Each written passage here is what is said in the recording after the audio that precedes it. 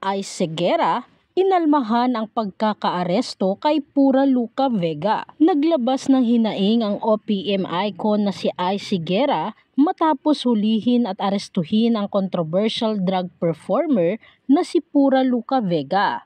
Ayon sa veteran singer, ang nangyari sa drag queen ay nagpapakita lamang kung gaano kalimitado sa LGBTQIA+ community ang batas ng ating batas. This only goes to show how archaic Philippines laws are. Wika niya sa isang Instagram post kalakip ang mugshots ni Pura Luca Vega. Say pa niya, madaling magsampa ng kaso sa isang taong naka-offend ng religious beliefs ng karamihan, but meanwhile, wala pa ring karapatan sa mata ng batas ang mga LGBTQIA persons na tinatanggalan ng trabaho, sinasaktan, pinapatay na most often than that ay dahil din sa religion. Sa inyo, nung paniniwala ninyo ang tinamaan, grabe na kayo makaalma. Ang bilis nyong magsampa ng kaso, patuloy niya. Dagdag pa niya, kami, kabuhayan, karapatan at dignidad ang inaalis nyo sa amin,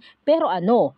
Kibit balikat lang at kailangan lang namin tanggapin at unawain. Kasunod nito ay kwinestyon na rin niya ang mga mambabatas kaugnay sa karapatan ng mga LGBTQIA+ community. Saad niya sa post, to our lawmakers, saan na ang sinasabi ninyong separation of church and state? Saan yung sinasabi ninyong kaya kayo nandyan ay para gumawa ng mga batas ng pangkalahatan? Kamakailan lang, sinabi ng drag queen na si Pura Luca Vega na nagulat sila nang mabigyan sila ng warrant of arrest noong Miyerkules matapos magsampa ng reklamo ang isang religious group laban sa kanilang performance na Ama Namin. Sa ulat sa 24 Oras, Miyerkules, sinabi ni Pura na alam nila ang kasong isinampa laban sa kanila, ngunit nahuli sila ng warrant of arrest. I did not receive the subpoena. When we went there, sa ibang address po siya na ibigay. Anya, sinabi ng pulisya na mapayapang sumama sa kanila si Pura. Para siguradong nandoon, nagpakilala muna bilang delivery riders. Noong nakita nila si Luca Vega, nagpakilala na silang pulis. Binasahan naman siya ng rights niya. Sinabi yung warrant of arrest against him. Anya ng Manila Police District Station 3 Chief Police Lieutenant Col Leandro Gutierrez. Kasalukuyang nakapiit si Pura Luca Vega sa kustodiya ng Manila Police District Station 3 sa Quiapo, Maynila. 72,000 ang piyansang itinakda para sa kaso.